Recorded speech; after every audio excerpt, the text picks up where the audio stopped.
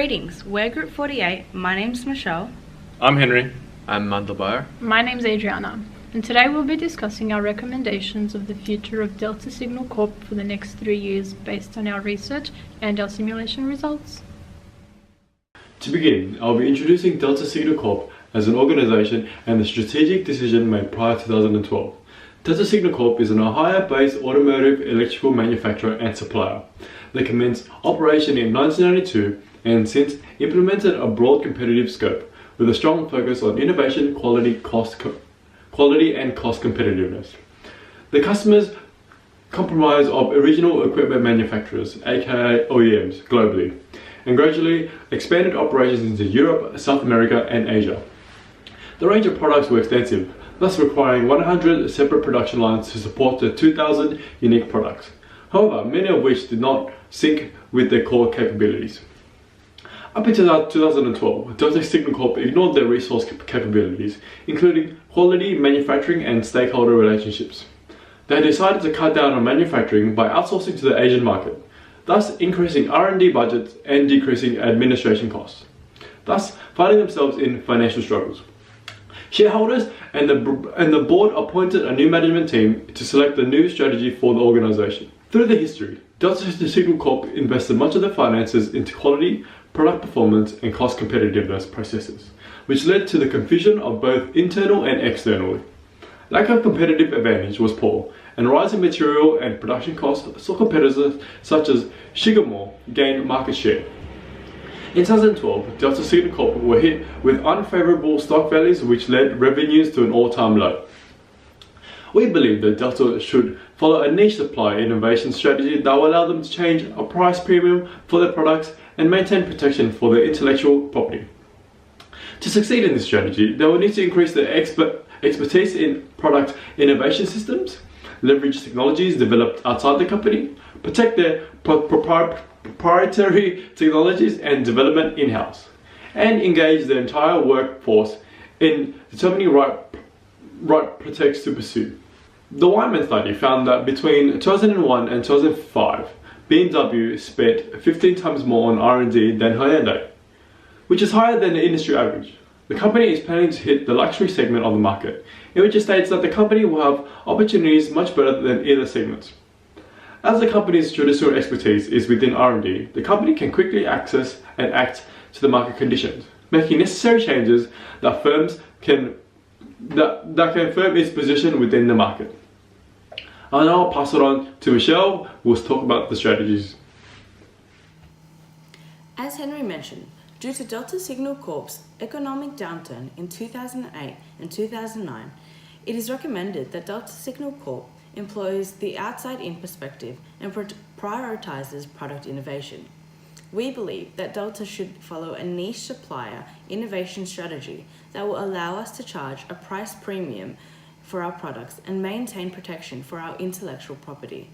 For these reasons, we have chosen to focus on product innovation within the luxury segment.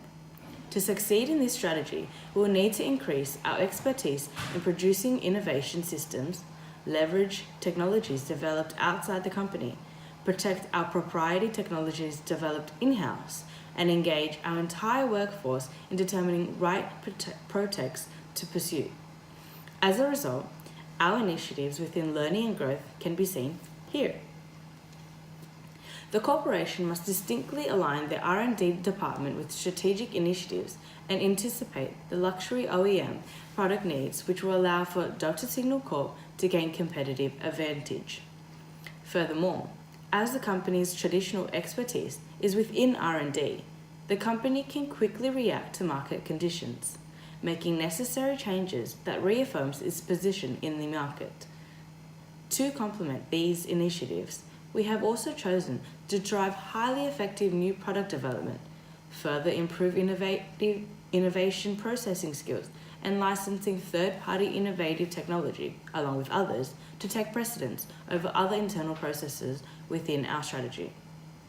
The introduction of an outside-in approach to Delta Signal Corp's strategy allows them to focus on their markets, as it allows for acknowledgement in regards to their customers' interchanging needs, competitive behavior, and consumers' value proposition perception. By implementing this specific approach, our customers' initiatives such as improving customer satisfaction, aligning our goals with customer strategic objectives, and increasing financial ties with our consumers have consequently become a prime concern. As a result, the firm will begin to detect shifts within the marketplace and develop new capabilities and value propositions accordingly. Finally, in order to target the luxury segment, our reputation for innovation and technology and our position as a value development partner within the luxury industry will weigh heavily on our overall performance of sales and assets. I'll be addressing our results from the balanced scorecard simulation, as well as analyzing how the decisions made affected the performance of Delta Signal Corp over 8 periods. Firstly, our simulation results achieved an exit value of $128.23, which we consider to be a good result. When observing the results, we can see how values changed once we invested money toward different initiatives. The biggest fluctuation is noticeable on MC1, ML2, ML3, and MP8. On the other hand, all other initiatives had a steady positive increase. When observing the results, we can see how values changed once we invested money toward different initiatives. The biggest fluctuation is noticeable on MC1, ML2, ML3, and MP8. On the other hand, all other initiatives had a steady increase. Throughout the simulation, our team changed where money was being invested due to the immediate results being achieved, and it has been determined that certain goals were not accomplished for this reason.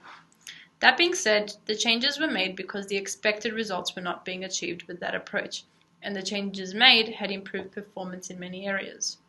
Although the approaches taken lacked consistency, the results demonstrate the uncertain nature of strategic management and the level of risks posed, as well as the inability to achieve satisfactory results simultaneously for all metrics being measured in a short period of time.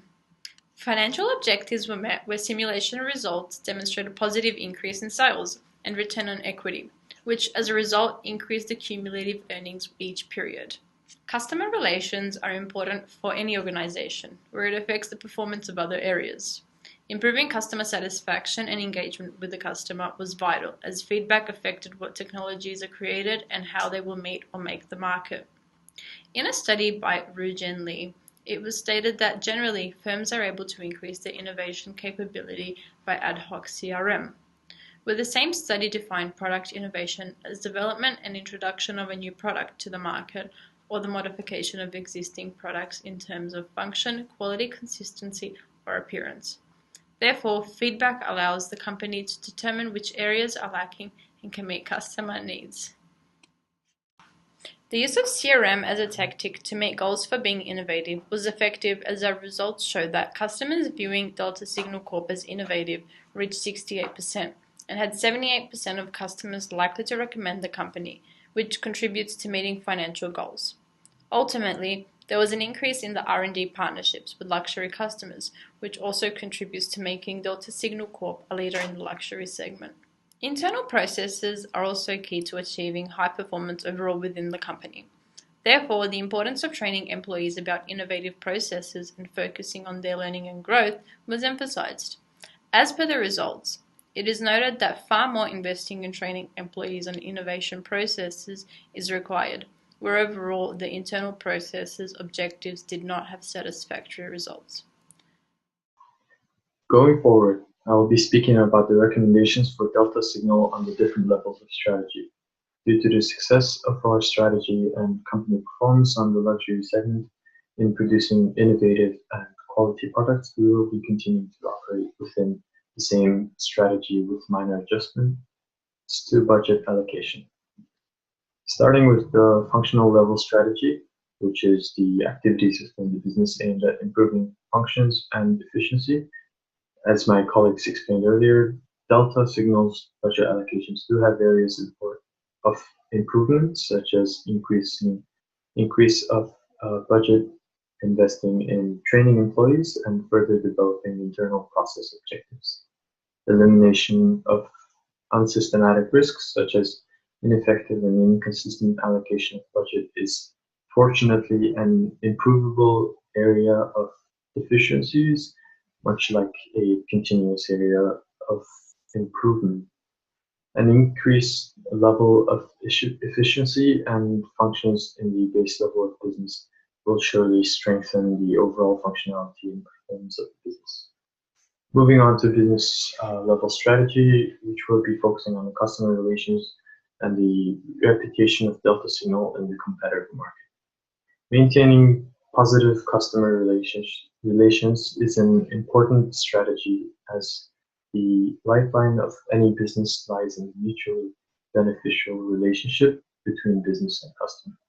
Having prioritized the relationship between the target niche luxury OEM customers, Delta Signal can continue to stay on top on meeting market demands and innovative technology. Further recommendation for Delta Signal's corporate level strategy is to develop strategy that supports the continuing growth of the business, as well as developing contingency plans in cases of systematic risks such as changes in the market as technology advances.